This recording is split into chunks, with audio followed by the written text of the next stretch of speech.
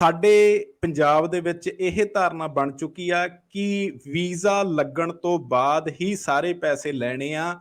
ਉਹਦੇ ਪਹਿਲਾਂ ਅਸੀਂ ਤੁਹਾਡੇ ਤੋਂ ਕੋਈ ਵੀ ਪੈਸਾ ਨਹੀਂ ਲੈਣਾ। ਚਾਹੇ ਸਾਨੂੰ ਫੀਸ ਤੁਹਾਡੇ ਕਾਲਜ ਦੀ ਆਪ ਭਰਨੀ ਪਵੇ, ਚਾਹੇ ਤੁਹਾਡੀ ਸਪਾਊਸਲ ਓਪਨ ਵਰਕ ਪਰਮਿਟ ਦੀ ਐਪਲੀਕੇਸ਼ਨ ਆ, ਫਿਰ ਵੀ ਅਸੀਂ ਸਾਰੇ ਪੈਸੇ ਉਦੋਂ ਲੈਣੇ ਆ ਜਦੋਂ ਤੁਹਾਡਾ ਜਾਂ ਕੈਨੇਡਾ ਦਾ ਸਪਾਊਸ ਵੀਜ਼ਾ ਅਪਰੂਵਡ ਹੋ ਗਿਆ ਜਾਂ ਤੁਹਾਡਾ ਸਟੱਡੀ ਪਰਮਿਟ ਅਪਰੂਵਡ ਹੋ ਗਿਆ। ਸੋ ਉਹਦੇ ਪਿੱਛੇ ਦੀ ਸੱਚਾਈ ਬਾਰੇ ਆਪਾਂ ਗੱਲ ਕਰਾਂਗੇ, ਕਿਉਂਕਿ ਪੰਜਾਬ ਦੇ ਵਿੱਚ ਬਹੁਤ ਵੱਡੇ ਪੱਧਰ ਤੇ ਜਿਹੜਾ ਇਮੀਗ੍ਰੇਸ਼ਨ ਫਰਾਡ ਹੋ ਰਿਹਾ। ਸੋ ਹੁਣ ਆਉਣ ਵਾਲੇ ਟਾਈਮ ਦੇ ਵਿੱਚ ਪੰਜਾਬ ਦੀਆਂ ਜਿਹੜੀਆਂ ਬੱਚੀਆਂ ਜਾਂ ਬੱਚੇ ਕੈਨੇਡਾ ਦੇ ਵਿੱਚ ਸਟੱਡੀ ਵੀਜ਼ਾ ਵਾਸਤੇ ਜਾਂਦੇ ਆ, ਉਹਨਾਂ ਨਾਲ ਵੀ ਬਹੁਤ ਵੱਡੇ ਪੱਧਰ ਤੇ ਫਰਾਡ ਕੀਤਾ ਜਾ ਰਿਹਾ ਕਿ ਤੁਹਾਡੇ ਤੋਂ ਅਸੀਂ ਸਾਰੇ ਪੈਸੇ ਉਦੋਂ ਲੈਣੇ ਆ ਜਦੋਂ ਤੁਹਾਡਾ ਵੀਜ਼ਾ ਆ ਗਿਆ। ਸੋ ਇਸ ਮੁੱਦੇ ਦੇ ਉੱਤੇ ਆਪਾਂ ਗੱਲ ਕਰਨ ਦੇ ਲਈ ਸੱਦੇ ਹੋਏ ਆ RCIC ਮੈਂਬਰ ਅਮਨਦੀਪ ਸਿੰਘ ਢਿੱਲੋਂ। ਬਾਈ ਜੀ ਸਤਿ ਸ਼੍ਰੀ ਅਕਾਲ। ਬਾਈ ਜੀ ਕੀ ਹਾਲ ਚਾਲ ਨੇ? ਸਤਿ ਸ਼੍ਰੀ ਅਕਾਲ ਜੀ, ਹਾਲ ਚਾਲ ਬਹੁਤ ਵਧੀਆ ਨੇ ਜੀ, ਤੁਸੀਂ ਦੱਸੋ? ਬਾਈ ਜੀ ਜਿਵੇਂ ਪੰਜਾਬ ਦੇ ਵਿੱਚ ਕਹਿੰਦੇ ਵੀ ਭ੍ਰਿਸ਼ਟਾਚਾਰ ਖਤਮ ਕਰ ਦੇਣਾ, ਆਪ ਦੀ ਸਰਕਾਰ ਆ ਚੁੱਕੀ ਆ ਤੇ ਗੱਲਬਾਤ ਕਿਸੇ ਪਾਸੇ ਟਿਕਾਣੇ ਲੱਗਦੀ ਨਹੀਂ ਨਜ਼ਰ ਆ ਰਹੀ। ਜਿੱਦਾਂ ਦੀ ਆਪ ਦੀ ਸਰਕਾਰ ਆਈ ਆ, ਕਹਿੰਦੇ ਉਦੋਂ ਦੇ ਇਮੀਗ੍ਰੇਸ਼ਨ ਵਾਲੇ ਫਰਾਡ ਜੇ ਏਜੰਟ ਬਹੁਤ ਜ਼ਿਆਦਾ ਸਾਹਮਣੇ ਨਿਕਲ ਕੇ ਆ ਰਹੇ ਆ। ਸੋ ਕਾਰਨ ਕੀ ਆ ਬਾਈ ਜੀ? ਦੇਖੋ ਜੀ, ਕਾਰਨ ਬੇਸਿਕਲੀ ਏਜੰਟਾਂ ਦਾ, ਜਿਹੜੀ ਆਪਾਂ ਜੇ ਪੰਜਾਬ ਵਾਲਿਆਂ ਦੀ ਗੱਲ ਕਰਦੇ ਹਾਂ, ਸੋ ਉਹਦੇ 'ਚ ਕਾਰਨ ਇੱਕ ਸਰਕਾਰਾਂ ਵੀ ਨੇ। ਸਰਕਾਰਾਂ ਪਹਿਲੀਆਂ ਵੀ ਸੀ, ਸਰਕਾਰ ਇਹ ਵੀ ਆ, ਕਿਉਂਕਿ ਅਜੇ ਤੱਕ ਇਸ ਮਸਲੇ ਦੇ ਉੱਪਰ ਸਰਕਾਰ ਦਾ ਆਪਾਂ ਨੂੰ ਕੋਈ ਵੀ ਜਿਹੜਾ ਗੇਮ ਪਲਾਨ ਹੈ, ਕੋਈ ਫਿਊਚਰ ਪਲਾਨ ਅਜੇ ਤੱਕ ਕੋਈ ਸੁਣਨ ਨੂੰ ਨਹੀਂ ਮਿਲਿਆ। ਪਿਛਲੀਆਂ ਸਰਕਾਰਾਂ ਨੇ, ਉਹਨਾਂ ਨੇ ਕਹਿਣ ਨੂੰ ਇੱਕ ਲਾਇਸੈਂਸ ਜਿਹੜੇ ਉੱਥੇ ਦੇਣੇ ਸ਼ੁਰੂ ਕਰਤੇ, ਬਟ ਉਹ ਲਾਇਸੈਂਸ ਦਾ ਕ੍ਰਾਈਟੀਰੀਆ ਕੀ ਆ ਉਹ ਆਪਾਂ ਸਭ ਨੂੰ ਪਤਾ ਵੀ ਉੱਥੇ ਪੁੱਛਦਾ ਹੀ ਕੋਈ ਨਹੀਂ ਵੀ ਲਾਇਸੈਂਸ ਦਿੱਤਾ ਕਿਹਨੂੰ ਜਾ ਰਿਹਾ, ਤੇ ਉਹ ਲਾਇਸੈਂਸ ਦੀ ਵੈਲਿਊ ਵੀ ਕੋਈ ਨਹੀਂ ਹੈਗੀ।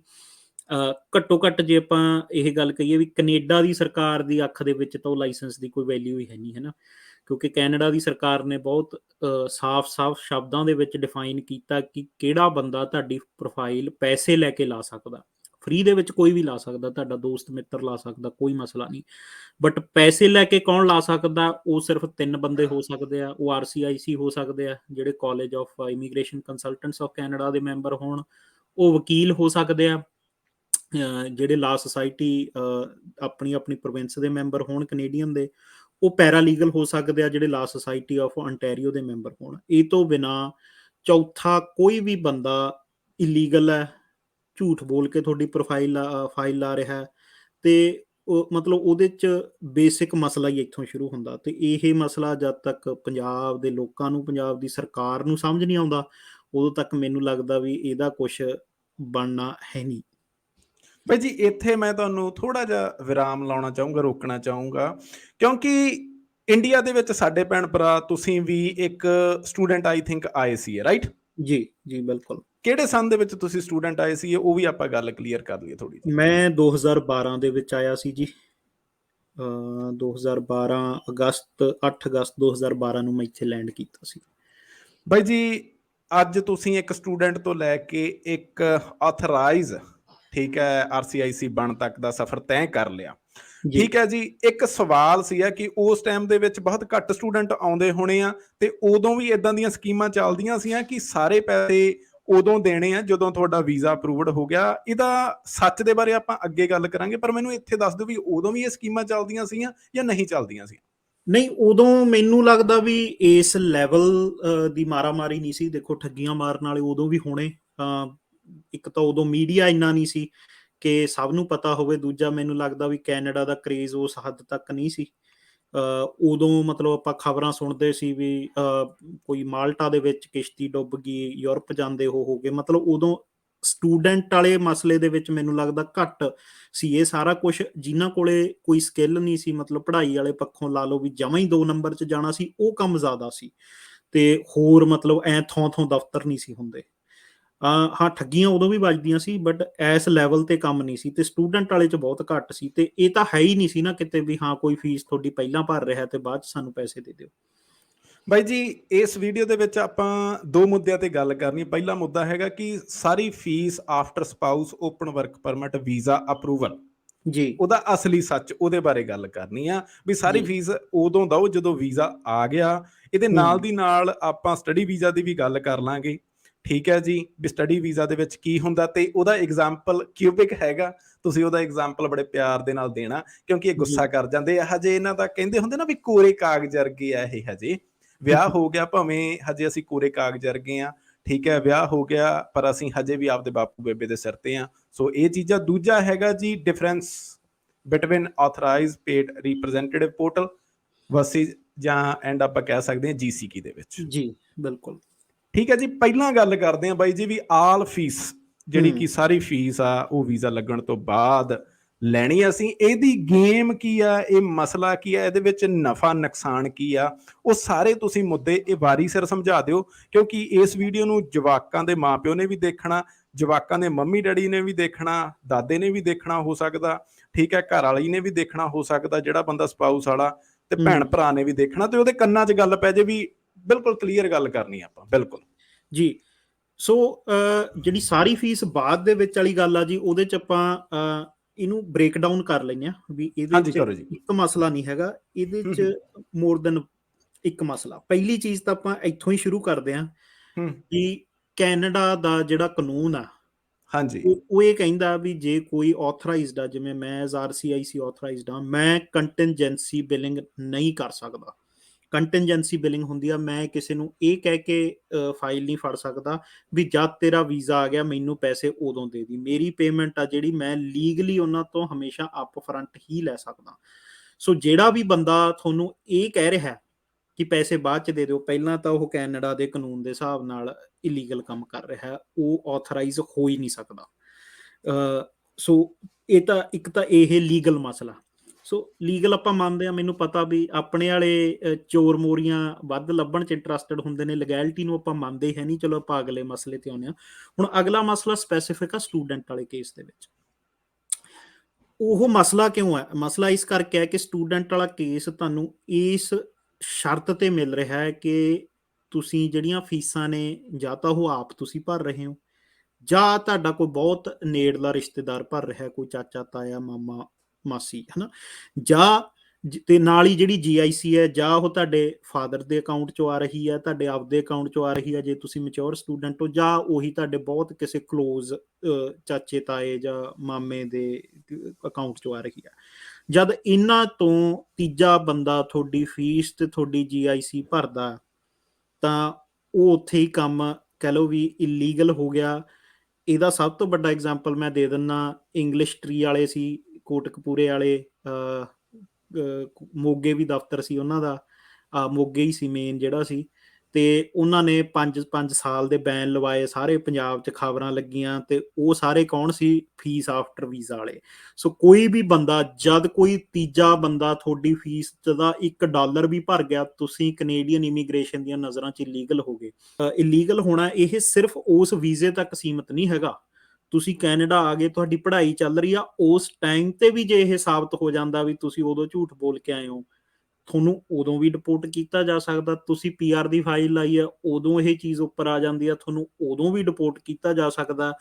ਜਦ ਤੱਕ ਤੁਸੀਂ ਸਿਟੀਜ਼ਨਸ਼ਿਪ ਦੀ ਫਾਈਲ ਲਾਉਂਦੇ ਹੋ, ਤੁਸੀਂ ਕਿਸੇ ਵੀ ਪੈਰ ਤੇ ਇਹ ਚੀਜ਼ ਕਿਤੇ ਸਾਬਤ ਹੋ ਜਾਂਦੀ ਆ, ਆਫਿਸਰ ਨੂੰ ਪਤਾ ਲੱਗ ਜਾਂਦਾ, ਕੋਈ ਤੁਹਾਡਾ ਆਪਦਾ ਹੀ ਸ਼ਰੀਕ ਚਿੱਠੀ ਲਿਖ ਦਿੰਦਾ ਵੀ ਇਹਨੇ ਜੀ ਐਂ ਕਰਕੇ ਆਇਆ, ਤਾਂ 100% ਮੈਥੋਂ ਲਿਖਾ ਕੇ ਲੈ ਲਓ ਵੀ ਤੁਹਾਡੇ ਜਹਾਜ਼ ਦੀ ਟਿਕਟ ਪੱਕੀ ਆ। ਸੋ ਦੂਜਾ ਮਸਲਾ ਜੀ ਹੋ ਗਿਆ ਇਹ।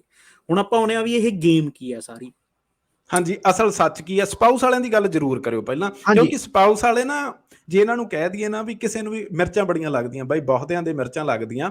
ਕਹਿੰਦੇ ਵੀ ਸਾਡੇ ਕੋਲੇ 500 ਵਾਲਾ ਵੀ ਲਾਇਰ ਬੈਠਾ, 1000 ਵਾਲਾ ਵੀ ਹੈਗਾ, ਲੋਕ 3-3000 ਲੈਂਦੇ ਆ, 2500 ਲੈਂਦੇ ਆ, ਬਹੁਤ ਮਿਰਚਾਂ ਲੱਗਦੀਆਂ ਬਾਈ ਜੀ। ਮਿਰਚਾਂ ਲੱਗਣ ਦਾ ਕੰਮ ਸ਼ਰੀਕ, ਤੁਹਾਨੂੰ ਪਤਾ ਹੀ ਆ, ਤੁਹਾਨੂੰ ਪਤਾ ਸ਼ਰੀਕਾਂ ਵਾਲੀ ਗੱਲਬਾਤ ਹੋ ਜਾਂਦੀ ਆ।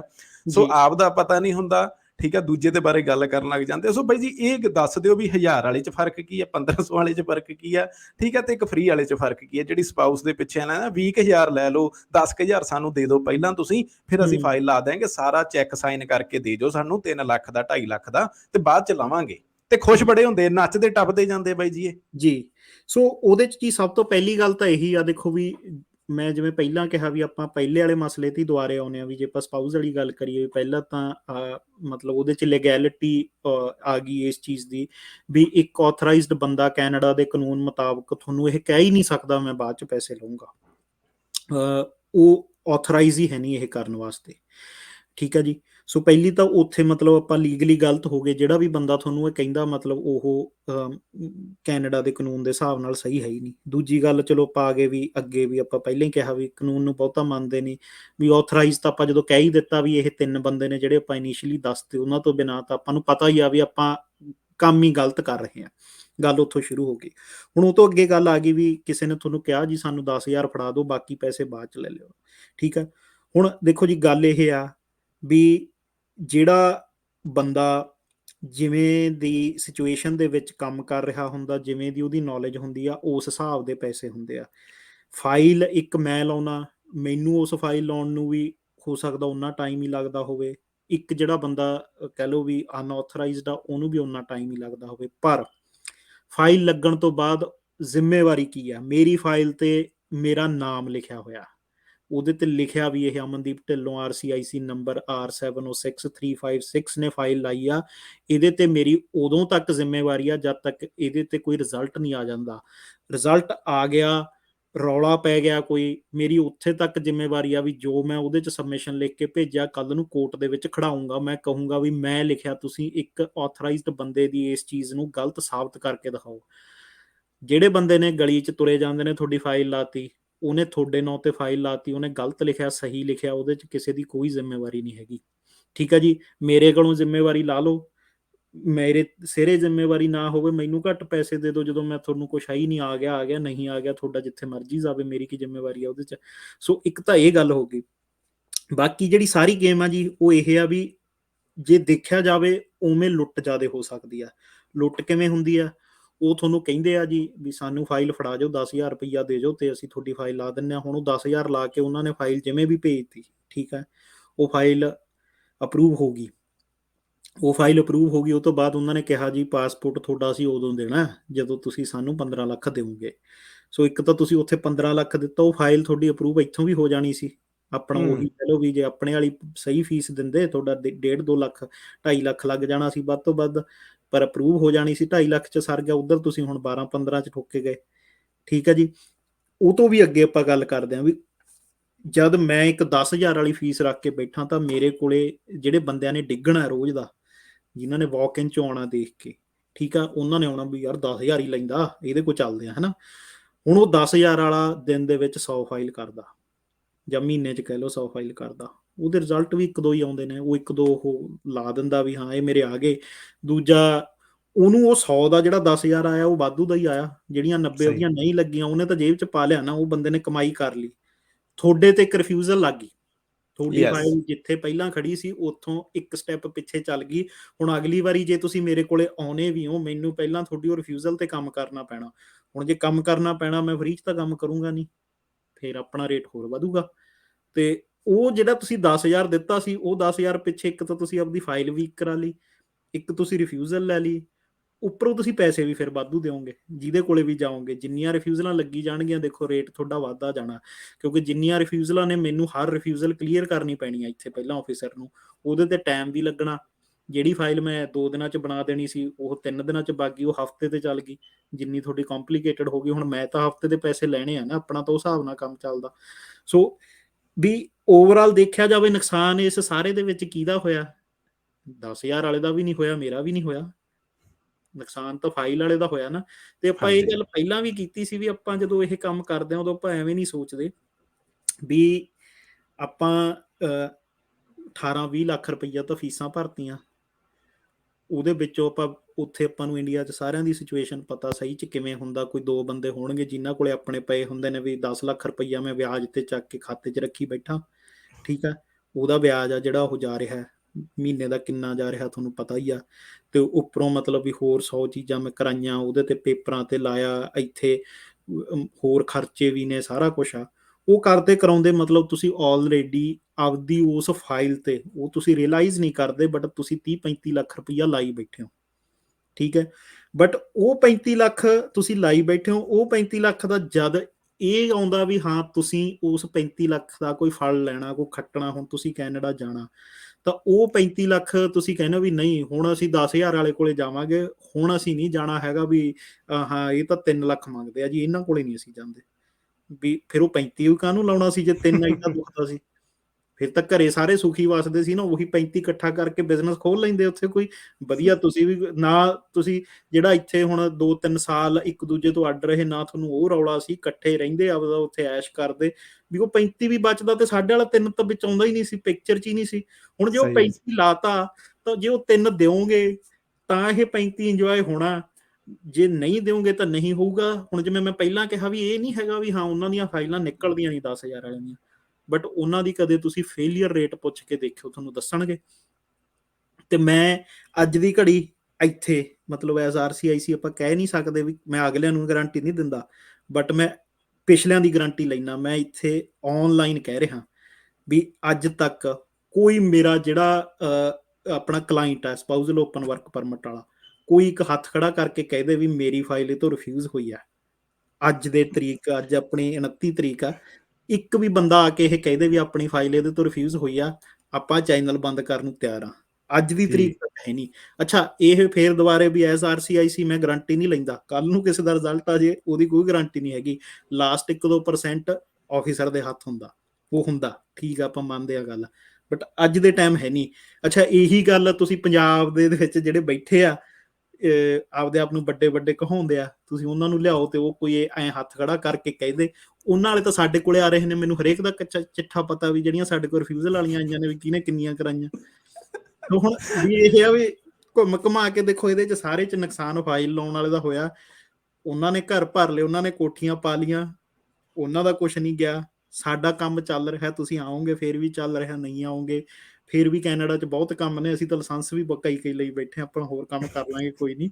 ਪਰ ਇਹ ਆ ਵੀ ਮੁੱਕ ਇੱਥੇ ਵੀ ਨਹੀਂ ਰਿਹਾ, ਵੀ ਐਟ ਦਾ ਐਂਡ ਦੇਖੋ ਵੀ ਤੁਹਾਡੀ ਜ਼ਿੰਦਗੀ ਆ, ਡਿਸਾਈਡ ਤੁਸੀਂ ਕਰਨਾ। ਠੀਕ ਹੈ ਜੀ। ਅਸਲੀ ਸੱਚ ਬਾਈ ਜੀ, ਜਿਵੇਂ ਤੁਸੀਂ ਹੁਣ ਬਿਆਨ ਹੀ ਕਰਤਾ ਕਿ ਇਹ ਨਾ ਕੁਛ ਨਾ ਸਾਡੇ ਧੀ ਪੁੱਤ ਆ, ਜਾਣੀ ਕਿ ਭੈਣ ਭਰਾ ਸਾਡੇ ਨਾ, ਮੇਰਾ ਤਾਂ ਘਰ ਵਾਲਾ ਕਹਿੰਦਾ ਜੀ ਉਹ 10,000 ਲੈਂਦਾ ਤੇ ਤੁਸੀਂ $100 ਲੈਣ ਦੇ ਹੋ, ਤੇ ਇਹਦਾ ਕੀ ਮਤਲਬ ਬਣਦਾ ਜੇ? ਠੀਕ ਹੈ, ਉਹ ਕਹਿੰਦਾ ਫ੍ਰੀ 'ਚ ਆਓ, ਅਸੀਂ ਸਾਰਾ ਕੁਝ ਕਰਾ ਕੇ ਦੇਵਾਂਗੇ, ਉਹ ਤੇ ਪੈਸੇ ਵੀ ਨਹੀਂ ਲੈਂਦੇ। ਮੈਂ ਕਿਹਾ ਵੀ ਭਾਈ ਹੁਣ ਤੁਸੀਂ ਜਿਵੇਂ ਮਰਜ਼ੀ ਕਰ ਲਓ, ਤੁਸੀਂ ਪੜ੍ਹਨ ਆਏ ਹੋ 35-36 ਲੱਖ, ਤੁਸੀਂ ਫਿਰ $26,000 32,000 ਫੀਸਾਂ ਕਿਉਂ ਭਰੀਆਂ?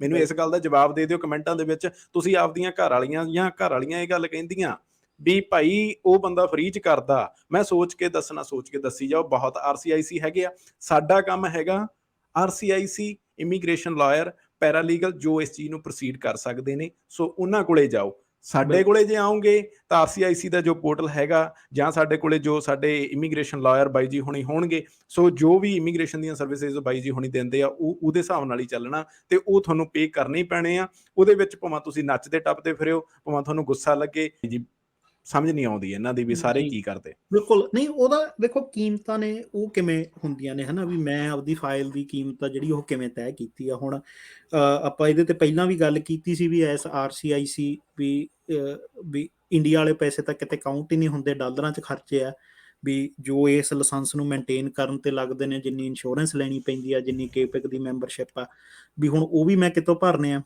ਠੀਕ ਆ ਜੀ। ਤੇ ਅੰਗਰੇਜ਼ੀ ਦੀ ਕਹਾਵਤ ਆ ਵੀ ਦੇਰ ਆਰ ਨੋ ਫ੍ਰੀ ਲੰਚਸ, ਉਹ ਇੱਕ ਲੰਗਰ ਦੀ ਆਪਣੇ ਬਾਬੇ ਨੇ ਪ੍ਰਥਾ ਚਲਾਤੀ, ਉਹ ਤੋਂ ਉੱਪਰ ਦੁਨੀਆ 'ਚ ਕੋਈ ਹੋਰ ਤੁਹਾਨੂੰ ਫ੍ਰੀ 'ਚ ਕੁਛ ਨਹੀਂ ਕਰਕੇ ਦਿੰਦਾ। ਠੀਕ ਆ ਜੀ। ਉਹ ਤੋਂ ਉੱਤੇ ਮਤਲਬ ਉਹ ਤੋਂ ਅੱਗੇ ਕੋਈ ਦੇਰ ਆਰ ਨੋ ਫ੍ਰੀ ਲੰਚਸ। ਸਹੀ ਗੱਲ ਆ, ਇਹ ਜ਼ਿੰਦਗੀ 'ਚ ਸਿੱਖ ਲਓ ਵੀ ਜਿਹੜਾ ਬੰਦਾ ਕਹਿੰਦਾ ਮੈਂ ਤੁਹਾਡਾ ਕੰਮ ਫ੍ਰੀ 'ਚ ਕਰ ਦੂੰਗਾ, ਤਾਂ ਮਤਲਬ ਉੱਥੇ ਕੋਈ ਰੌਲਾ। ਜਿਹੜੇ ਬੰਦੇ ਨੇ ਦੇ ਕੋਈ ਸਕਿੱਲ ਆ, ਉਹਨੇ ਪੈਸੇ ਲੈਣੇ ਹੀ ਲੈਣੇ ਨੇ। ਇਹ ਸਿਰਫ ਮੈਂ ਨਹੀਂ ਕਹਿ ਰਿਹਾ, ਜ਼ਿੰਦਗੀ 'ਚ ਹਰ ਬੰਦਾ ਜਿਹੜਾ ਸਕਿੱਲ ਵਾਲਾ ਉਹ ਪੈਸੇ ਆਪਦੇ ਲਊਗਾ। ਤੇ ਉਹ ਤੋਂ ਅੱਗੇ ਕੀ ਆ, ਦੇਖੋ ਜੀ ਹੁਣ ਆ ਗਿਆ ਵੀ ਮੇਰੇ ਪੈਸੇ ਇੰਨੇ ਕਿਉਂ ਨੇ ਜਾਂ ਦੂਜੇ RCIC ਦੇ ਕਿਉਂ ਨੇ। ਹਰ ਬੰਦੇ ਦੀ ਸਿਚੁਏਸ਼ਨ ਆ, ਕਿਸੇ ਕੋਲੇ ਕਿਵੇਂ ਦਾ ਦਫ਼ਤਰ ਆ, ਕਿਸੇ ਕੋਲ ਕਿੰਨਾ ਸਟਾਫ ਆ, ਕਿਸੇ ਕੋਲ ਘੱਟ ਆ, ਕਿਸੇ ਕੋਲੇ ਵੱਧ ਆ। ਠੀਕ ਆ ਜੀ। ਅੱਛਾ, ਉਹ ਤੋਂ ਅੱਗੇ ਵੀ ਇਹ ਆ ਵੀ ਐਕਸਪੀਰੀਅੰਸ ਦੇ ਪੈਸੇ ਆ। ਠੀਕ ਆ। ਹੁਣ ਗੱਲ ਤਾਂ ਮੈਂ ਵੀ ਉਹੀ ਦੱਸਣੀ ਆ, ਭਾਵੇਂ ਵੀ ਕਹਿ ਲਓ ਵੀ ਫਾਈਲ ਤਾਂ ਮੈਂ ਲਿਖਣਾ ਤਾਂ ਉਹੀ ਆ ਨਾ ਜੋ ਫਾਰਮ ਦੇ ਵਿੱਚ ਹੈਗਾ, ਪਰ ਹੁਣ ਇਹ ਆ ਵੀ ਮੇਰਾ ਜਿਹੜਾ ਕਹਿ ਲਓ ਵੀ ਉਹ ਥਾਟ ਪ੍ਰੋਸੈਸ ਆ, ਉਸ ਚੀਜ਼ ਨੂੰ ਦੇਖਣ ਦਾ ਤਰੀਕਾ, ਉਹ ਮਸਲੇ ਨੂੰ ਮੈਂ ਹੱਲ ਕਿਵੇਂ ਕਰਨਾ, ਉਹ ਮੇਰਾ ਇੱਕ ਹੋਰ RCIC ਨਾਲੋਂ ਵੱਖਰਾ ਹੋ ਸਕਦਾ, ਬਿਲਕੁਲ ਹੋ ਸਕਦਾ। ਤੇ ਉਹਦੇ ਤੁਸੀਂ ਪੈਸੇ ਦੇ ਰਹੇ ਹੋ। ਉਹ ਤੋਂ ਉੱਪਰ ਇਹ ਆ ਵੀ ਕੌਣ ਬੰਦਾ ਤੁਹਾਡੀ ਫਾਈਲ ਦੇ ਉੱਪਰ ਕਿੰਨਾ ਧਿਆਨ ਦਿੰਦਾ। ਇਹ ਸਿਮਰ ਨੂੰ ਪਤਾ, ਪਿਛਲੇ ਦਿਨੀ ਸਾਡੇ ਕੋਲ ਇੱਕ ਫਾਈਲ ਆਈ, ਉਹਨਾਂ ਨੇ ਕਹਿ ਲਓ ਵੀ ਸਿਮਰ ਦੀ ਜਾਨ ਖਾਧੀ, ਖੈਰ ਮੇਰੀ ਤਾਂ ਨਹੀਂ ਖਾਧੀ, ਰੋਜ਼ ਵੀ ਲਾ ਦੋ ਲਾ ਦੋ ਲਾ ਦੋ। ਮੈਂ ਕਿਹਾ ਵੀ ਨਹੀਂ, ਮੈਂ ਸੈਟਿਸਫਾਈਡ ਹੈ ਨਹੀਂ। ਉਹ ਫਾਈਲ ਤੇ ਸਾਨੂੰ ਹਫਤਾ ਲੱਗਿਆ ਮੈਨੂੰ ਪੂਰਾ ਉਹਨੂੰ ਕਲੀਅਰ ਕਰਨ ਤੇ, ਜੋ ਉਹਦੇ ਚ ਪ੍ਰੋਬਲਮ ਸੀ, ਮਤਲਬ ਜਿੱਥੋਂ ਮੈਂ ਉਹਦਾ ਕੇਸ ਲਾ ਲੱਭਿਆ। ਮੈਂ 1 ਹਫਤਾ, ਉਹਨਾਂ ਨੇ ਸਿਮਰ ਨੂੰ ਜ਼ੋਰ ਲਾ ਲਿਆ ਵੀ ਫਾਈਲ ਲਾਓ ਫਾਈਲ ਲਾਓ। ਮੈਂ ਕਿਹਾ ਵੀ ਨਹੀਂ, ਜਦੋਂ ਤੱਕ ਇਹ ਕਲੀਅਰ ਨਹੀਂ ਹੁੰਦੀ ਉਦੋਂ ਤੱਕ ਫਾਈਲ ਨਹੀਂ ਲੱਗਣੀ। ਅੱਛਾ, ਹੁਣ ਜੇ ਮੈਂ ਉਹਦੇ ਤੇ ਹਫਤਾ ਲਾਇਆ, ਮੈਂ ਉਹਦੇ ਤੇ ਘੰਟੇ ਲਾਏ ਆ, ਤਾਂ ਮੈਂ ਉਹ ਚਾਰਜ ਵੀ ਕਰੂੰਗਾ ਨਾ। ਹੁਣ ਅੱਛਾ, ਇਹਦਾ ਦੂਜਾ ਤਰੀਕਾ ਇਹ ਆ ਵੀ ਮੈਂ ਆਪਦੀ ਫਾਈਲ ਦੀ ਫੀਸ ਲਿਆ ਕੇ $1000 ਤੇ ਲੈ ਆਉਣਾ, 40 ਤੁਹਾਡੇ ਤੋਂ ਉਹੀ 60,000 ਲੈਣਾ, ਪਰ ਮੈਂ ਫਾਈਲਾਂ ਫੜ ਲੈਣਾ 100। ਮੈਂ ਤਾਂ ਦਿਨ ਦੇ ਵਿੱਚ 100 ਭੜਕਾ ਦੂੰ, ਪਰ ਉਹ 100 ਦੇ ਵਿੱਚੋਂ ਨਿਕਲੂਗਾ ਕੀ? ਮਸਲਾ ਉਹ ਹੈ, ਮੇਰੇ ਵਾਸਤੇ ਇਹ ਇੰਪੋਰਟੈਂਟ ਨਹੀਂ ਹੈਗਾ ਵੀ ਮੇਰੇ ਕੋਲੇ ਕਿੰਨੀਆਂ ਫਾਈਲਾਂ ਐਕਸਟਰਾ ਆਉਂਦੀਆਂ ਨੇ। ਮੇਰੇ ਵਾਸਤੇ ਇਹ ਇੰਪੋਰਟੈਂਟ ਆ ਵੀ ਜਿਹੜੀ ਫਾਈਲ ਆਈ ਆ ਉਹਨੂੰ ਮੈਂ ਕਿੰਨਾ ਟਾਈਮ ਦੇ ਸਕਦਾ। ਮੈਂ ਉਹ ਟਾਈਮ ਨੂੰ ਤੁਹਾਡੀ ਕਹਿ ਲਓ ਵੀ ਜਿਹੜੀ ਤੁਸੀਂ ਮੈਨੂੰ ਪੇਮੈਂਟ ਕੀਤੀ ਆ, ਮੈਂ ਉਹਦੇ ਨਾਲ ਹੀ ਜਸਟੀਫਾਈ ਕਰ ਸਕਦਾ। ਨਹੀਂ ਕਹਿ ਲਓ ਵੀ $60-70 ਪਰ ਘੰਟਾ ਤਾਂ ਮੈਨੂੰ ਮੇਰਾ ਦੂਜਾ ਕੰਮ ਵੀ ਦੇ ਜਾਂਦਾ, ਮੈਨੂੰ ਆਹ ਕੰਮ ਕਰਨ ਦੀ ਲੋੜ ਹੀ ਨਹੀਂ ਸੀ। ਠੀਕ ਹੈ ਜੀ। ਸੋ ਉਹੀ ਸਾਰਾ ਕੁਛ ਹੈ। ਉਸੇ ਕਰਕੇ ਕਹਿ ਲਓ ਵੀ ਤੁਹਾਡੇ ਕੰਸਲਟੇਸ਼ਨ ਦੀ ਫੀਸ ਰੱਖੀ ਹੈ, ਕਿਉਂਕਿ ਉਹ ਵੀ ਫਿਰ ਮੈਨੂੰ ਟਾਈਮ ਕੱਢ ਕੇ ਗੱਲ ਕਰਨੀ ਪੈਂਦੀ ਆ। ਤਾਂ ਉਹ ਗੱਲ ਕਰਨ ਦਾ ਇਹ ਵੀ ਆ ਵੀ ਅੱਜ ਤੱਕ ਜਿਨ੍ਹਾਂ ਨੇ ਕੰਸਲਟੇਸ਼ਨ ਕੀਤੀ, ਆਪਾਂ ਫੇਰ ਇਹ ਔਨ ਰੈਕਡ ਕਹਿ ਦਿੰਦੇ ਆ ਵੀ ਅੱਜ ਤੱਕ ਇੱਕ ਬੰਦਾ ਆ ਕੇ ਕਹਿ ਦੇ ਵੀ ਉਹਦੇ 'ਚ ਉਹਨੂੰ ਕੋਈ ਨਵੀਂ ਗੱਲ ਪਤਾ ਨਹੀਂ ਲੱਗੀ ਜਾਂ ਉਹਨੂੰ ਕੋਈ ਡਿਸੀਜਨ ਲੈਣ 'ਚ ਹੈਲਪ ਨਹੀਂ ਮਿਲੀ, ਤਾਂ ਆਪਾਂ ਦੇਣਦਾਰ, ਆਪਾਂ ਪੈਸੇ ਵਾਪਸ ਕਰ ਦਾਂਗੇ। ਬਾਈ ਜੀ ਇਹੀ ਤਾਂ ਮੈਂ ਨਾ ਇਹੀ ਗੱਲ ਕਹਿਣਾ ਹੁੰਦਾ ਵੀ ਬਾਈ ਪੈਸੇ ਲੈ ਜਾਓ ਚੱਕ ਕੇ, ਅਸੀਂ ਪਰਵਾਹ ਨਹੀਂ ਕਰਦੇ। ਸਾਨੂੰ ਬਾਈ ਜੀ, ਮੈਂ ਅੱਜ ਤੱਕ ਮੈਨੂੰ ਪ੍ਰਾਊਡ ਫੀਲ ਹੁੰਦਾ ਮੈਂ ਬਾਈ ਜੀ ਨਾਲ ਐਜ਼ ਏ ਕੰਮ ਕਰ ਰਿਹਾ। ਠੀਕ ਹੈ ਬਾਈ ਜੀ, ਔਨ ਵੀਡੀਓ ਰਿਕਾਰਡ 'ਚ ਹੀ ਜਾਣੀ ਆ। ਸੋ ਅਸੀਂ ਕਦੇ ਵੀ ਕਿਸੇ ਨੂੰ ਇਹ ਨਹੀਂ ਕਿਹਾ ਵੀ ਬਾਈ ਅਸੀਂ ਜੇ ਨਹੀਂ ਸੈਟਿਸਫਾਈ ਲੈ ਜਾ ਯਾਰ, ਸਾਨੂੰ ਕੋਈ ਪ੍ਰੋਬਲਮ ਨਹੀਂ ਆ, ਕੋਈ ਚੱਕਰ ਹੀ ਨਹੀਂ। ਠੀਕ ਹੈ ਨਾ। ਤੇ ਬਾਈ ਜੀ ਅਗਲਾ ਸਵਾਲ ਆਪਾਂ ਇੱਥੇ ਕਰ ਲਈਏ, difference between authorise paid representative portal ਤੇ GC ਕੀ ਦੇ ਵਿੱਚ। ਬਹੁਤ ਸਾਰੀਆਂ ਭੈਣਾਂ ਇਸ ਵੀਡੀਓ ਨੂੰ ਦੇਖਣਗੀਆਂ, ਬਹੁਤ ਸਾਰੇ ਪਰਿਵਾਰ ਇਸ ਵੀਡੀਓ ਨੂੰ ਦੇਖਣਗੇ। ਠੀਕ ਹੈ, ਇਹਦੇ ਵਿੱਚੋਂ ਇੱਕ ਡਿਸੀਜਨ ਲੈਣਾ ਬਹੁਤ ਔਖਾ ਹੋ ਜਾਂਦਾ ਕਿ RCIC ਦਾ ਪੋਰਟਲ ਕੀ ਹੁੰਦਾ, ਉਹਦੀਆਂ ਲਾਇਬਿਲਿਟੀਜ਼ ਕੀ ਹੁੰਦੀਆਂ ਇੱਕ ਫਾਈਲ ਦੇ ਪ੍ਰਤੀ, ਇੱਕ ਕਲਾਇੰਟ ਨੂੰ ਰੀਪ੍ਰੈਜ਼ੈਂਟ ਕਰਨ ਦੇ ਪ੍ਰਤੀ। ਉਹਦੇ ਬਾਰੇ ਆਪਾਂ ਹੁਣ ਗੱਲ ਕਰਾਂਗੇ। ਤੇ ਬਾਈ ਜੀ ਮਾੜਾ ਜਿਹਾ ਦਿਖਾਓ ਪਹਿਲਾਂ ਜਿਹੜਾ RCIC ਦਾ ਪੋਰਟਲ ਹੁੰਦਾ। ਠੀਕ ਹੈ, ਉਹਦੇ ਬਾਰੇ ਮੈਂ ਜੀ ਇਹਦੇ 'ਚ ਨਾ ਸਿਮਰ, ਇਹ ਮੈਂ ਗੱਲ ਕਰਨੀ ਵੀ ਚਾਹੁੰਦਾ ਸੀ, ਕਿਉਂਕਿ ਮੈਨੂੰ ਲੱਗਦਾ ਵੀ ਹਰੇਕ 2 ਹਫ਼ਤਿਆਂ ਬਾਅਦ 3 ਹਫ਼ਤਿਆਂ ਬਾਅਦ ਕਿਸੇ ਨਾ ਕਿਸੇ ਦਾ ਮੈਸੇਜ ਫੇਰ ਆਇਆ ਹੁੰਦਾ। ਆਪਾਂ ਫਾਈਲ ਲਾਤੀ ਵੀ ਬਾਈ ਜੀ ਤੁਸੀਂ ਸਾਨੂੰ GC ਕੀ ਦਿਓਗੇ। ਫਿਰ ਮੈਨੂੰ ਉਹਨਾਂ ਨੂੰ ਸਮਝਾਉਣਾ ਪੈਂਦਾ ਵੀ ਨਹੀਂ, ਮੈਂ GC ਕੀ ਨਹੀਂ ਦੇ ਸਕਦਾ, ਕਿਉਂਕਿ ਮੈਂ GC ਕੀ ਬਣਾਈ ਹੋਈ ਨਹੀਂ। ਫਿਰ ਉਹ ਕਹਿੰਦੇ ਵੀ ਤੁਸੀਂ ਫਾਈਲ ਕਿਵੇਂ ਲਾਤੀ।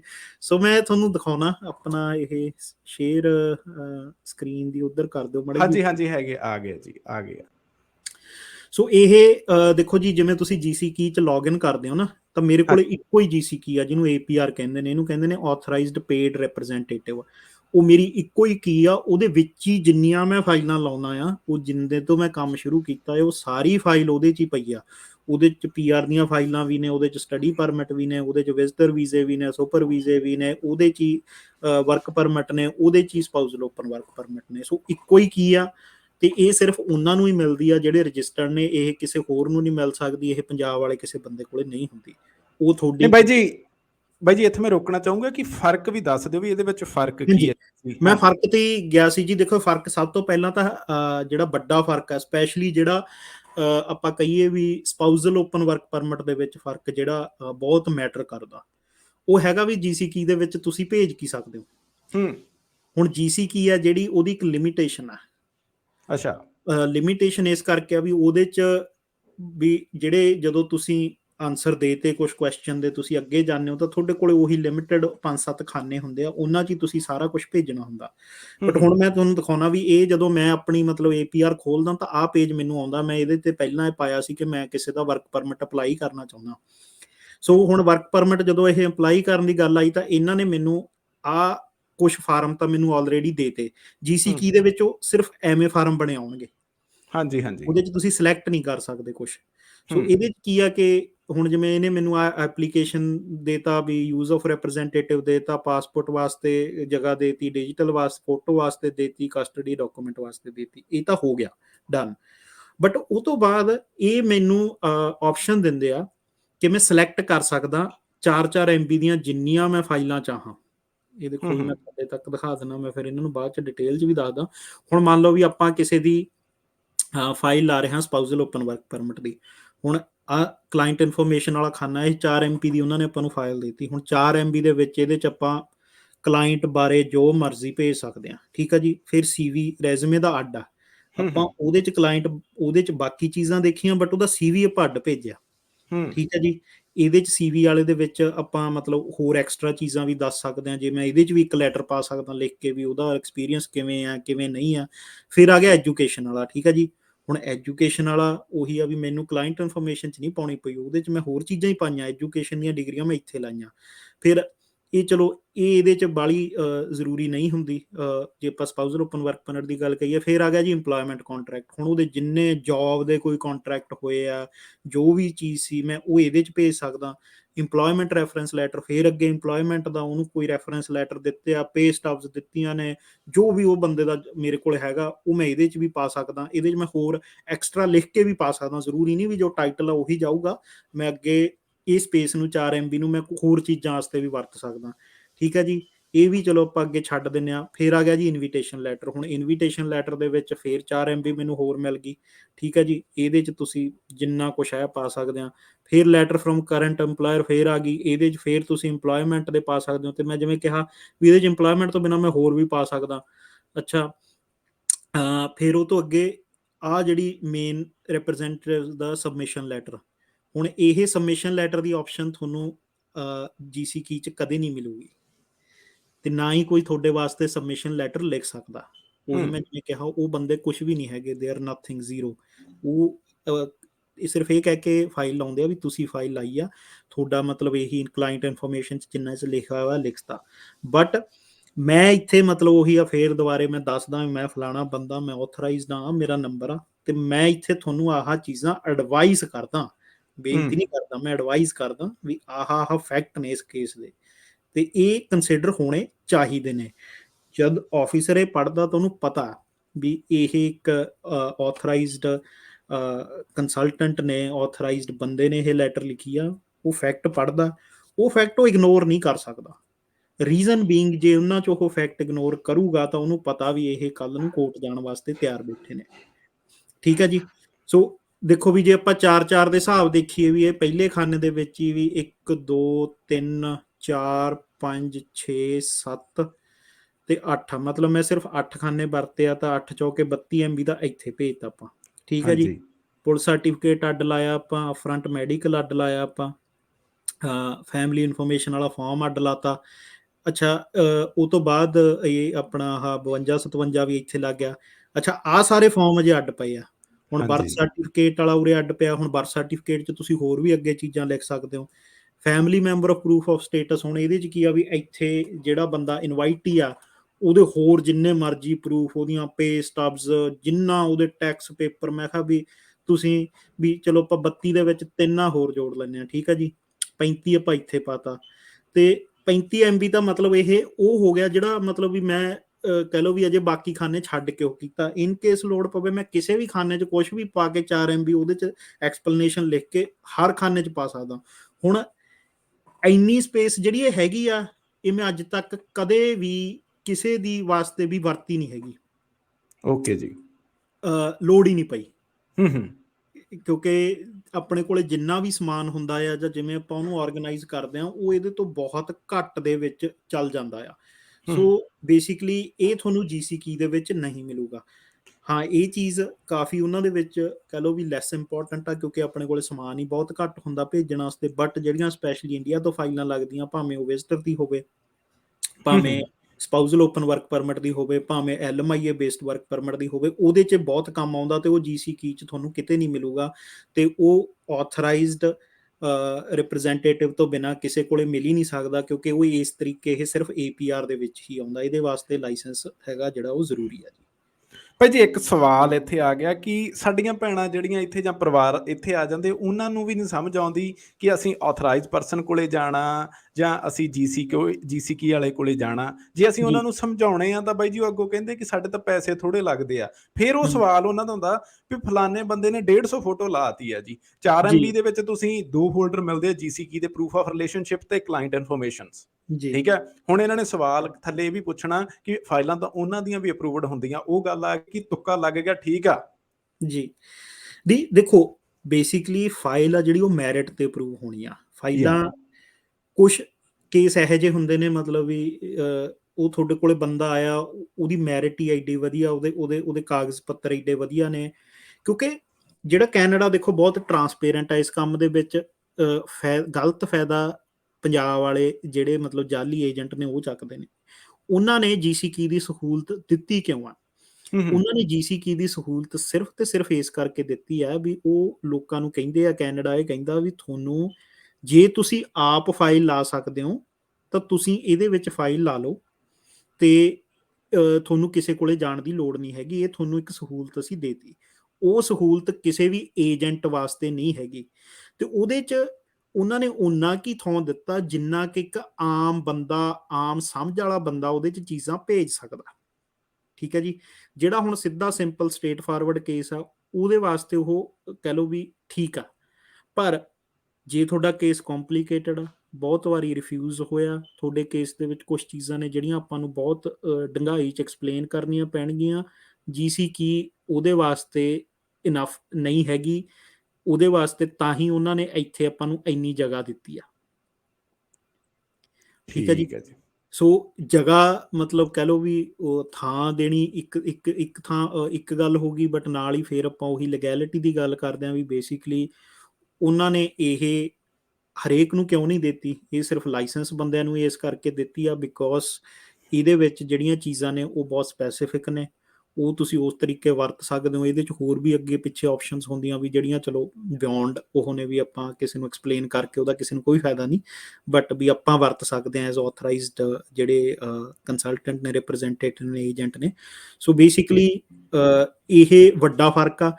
ਤੇ ਦੂਜਾ ਇਹ ਆ ਵੀ ਹਾਂ, ਉਹ ਜਿਹੜੇ ਮੈਂ ਬਾਕੀਆਂ ਦਾ ਜਵਾਬ ਇੱਥੇ ਹੀ ਦੇ ਦਿੰਦਾ ਵੀ ਜਿਹੜੇ ਵੀਡੀਓ ਦੇਖਣਗੇ, ਵੀ ਜਿਹੜੇ ਆਪਾਂ ਫਾਈਲ ਲੱਗੀ ਤੋਂ ਬਾਅਦ ਕਈ ਵਾਰੀ ਪੁੱਛਦੇ ਆ ਵੀ ਅੱਛਾ ਇਹ ਸਾਨੂੰ ਨਹੀਂ ਜੀ ਮਿਲਦਾ, ਅਸੀਂ ਨਹੀਂ ਚੈੱਕ ਕਰ ਸਕਦੇ। ਸੋ ਬੇਸਿਕਲੀ ਹਾਂਜੀ ਵੀ ਇਹ ਕਿਉਂਕਿ ਮੇਰੇ ਕੋਲ ਇੱਕੋ ਹੀ ਜੀਸੀ ਕੀ ਆ, ਉਹਦੇ 'ਚ ਹੀ ਸਭ ਦੀਆਂ ਫਾਈਲਾਂ ਪਈਆਂ, ਤਾਂ ਮੈਂ ਜੀਸੀ ਕੀ ਨਹੀਂ ਦੇ ਸਕਦਾ। ਹਾਂ, ਤੁਹਾਡਾ ਸਟੇਟਸ ਆ ਜਿਹੜਾ ਉਹ ਆਪਾਂ ਅਪਡੇਟ ਜਦੋਂ ਵੀ ਆਉਂਦਾ ਆਪਾਂ ਦੱਸਦੇ ਰਹਿੰਦੇ ਹਾਂ।